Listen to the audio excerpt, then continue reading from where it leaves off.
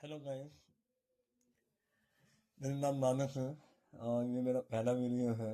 और जैसा कि आप सभी जानते हैं कि आईसीएससी और आईआईएससी के पेपर स्टार्ट होने वाले हैं और इस दौरान सभी को कोई ना कोई प्रॉब्लम्स आ रही है कंप्यूटर को लेकर के। तो जावा को लेकर के मैं ये पहला वीडियो बनाने जा रहा हूँ।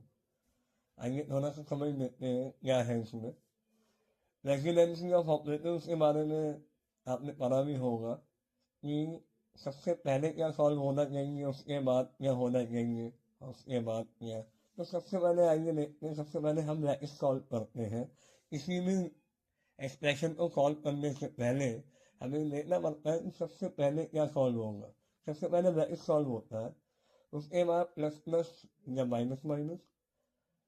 ओके, देन उसके बाद मल्टीप्लाई, डिवाइड और मॉड्यूलस। अब इन तीनों को मैंने सेम प्रायोरिटी में रखा है क्योंकि इन तीनों की प्रायोरिटी सेम होती है। अब सवाल उठता है, अगर लेफ्ट टू राइट अगर कोई भी अगर पहले आएगा इन तीनों में तो वो पहले सॉल्व होगा क्योंकि इनकी प्रायोरिटी सेम है एक्सप्रेशन में। कहीं पे भी जैसे कि मान लीजिए मल्टीप्लाई पहले आता है फ्रॉम लेफ्ट टू राइट और डिवाइड बाद में आ रहा है तो पहले मल्टीप्लाई ही सॉल्व होगा। जब मॉड्यूलस पहले आ जाता है इन तीनों में लेफ्ट टू राइट तो पहले मॉड्यूलस सॉल्व होगा। हाँ, प्लस और माइनस बाद में ही सॉल्व होगा। तो सबसे लोएस्ट प्रायोरिटी जो होती है वो प्लस और माइनस की होती है। ओके, इसके लिए मैंने आपके लिए एक छोटा सा क्वेश्चन भी यहाँ पे दिया है जिसमें मैंने ए बी सी डी की वैल्यू यहाँ पे पहले से बताई गई है और यहाँ पे सिंपल सा एक्सप्रेशन है जैसे कि आप देख रहे होंगे। ए प्लस बी मॉड्यूलस सी इंटू डी माइनस ई। ओके, तो यहाँ पे जब हम वैल्यूज को पहले पुट करके देख लेते हैं, जैसे कि ए में है हमारा 5 तो ए की जगह हम क्या रखेंगे 5 प्लस बी में क्या है 3, बी की जगह हमने 3 रखा मॉड्यूलस सी में क्या है 2, सी में क्या है 2 और इंटू डी की जगह हम क्या रखेंगे, डी की वैल्यू है 7 और ई की वैल्यू है 4। ओके, अब सवाल उठता है कि इसमें हम सबसे पहले क्या सॉल्व करेंगे। मैंने जैसा कि आपको अभी भी कहा, एक तरफ हमें प्लस दिखाई दे रहा है, माइनस दिखाई दे रहा है, मॉड्यूलस और मल्टीप्लाई। ओके, अब सवाल उठता है पहले क्या सॉल्व होगा। अगर हम हायरार्की की तरफ देखें अपने ऊपर, जैसे कि हमने यहाँ पे रेगुलेंसी की बात करी, तो आप यहाँ पे देख सकते हो कि मॉड्यूलस और मल्टीप्लाई की रेगुलेंसी जो है प्लस और माइनस के ऊपर है। यानी both the operators have got a higher priority, higher presidency as compared to plus and minus.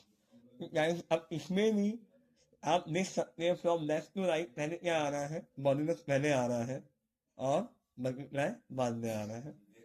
Okay, तो मॉड्यूलस जब पहले आ रहा है पहले हम इसी को सॉल्व करेंगे। 5 प्लस मॉड्यूलस के केस में होता ये है कि जैसे हमने सॉरी जैसे हमने यहाँ पे 3 को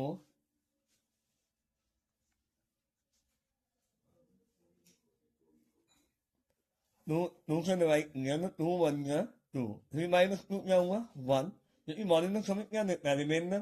तो जब हम 3 मॉड्यूलस 2 सॉल्व करेंगे तो यहाँ हमें मिलेगा 1 इंटू 7 माइनस 4 5 प्लस। अब हम मॉड्यूलस के बाद क्या इसकी बात है मल्टीप्लाई सॉल्व होना है क्योंकि उसके बाद उसकी प्रायोरिटी है, प्लस और माइनस तो बाद में सॉल्व होते हैं। तो 1 7 एंड माइनस 4। अब प्लस सॉल्व कर लीजिए या माइनस सॉल्व कर लीजिए। 5 प्लस 7 हुआ 12, 12 माइनस 4 हुआ 8। तो उसका आंसर इस आंसर हमारा 8 आया है। ओके, आई होप आपको समझ में आया होगा छोटा सा एग्जाम्पल।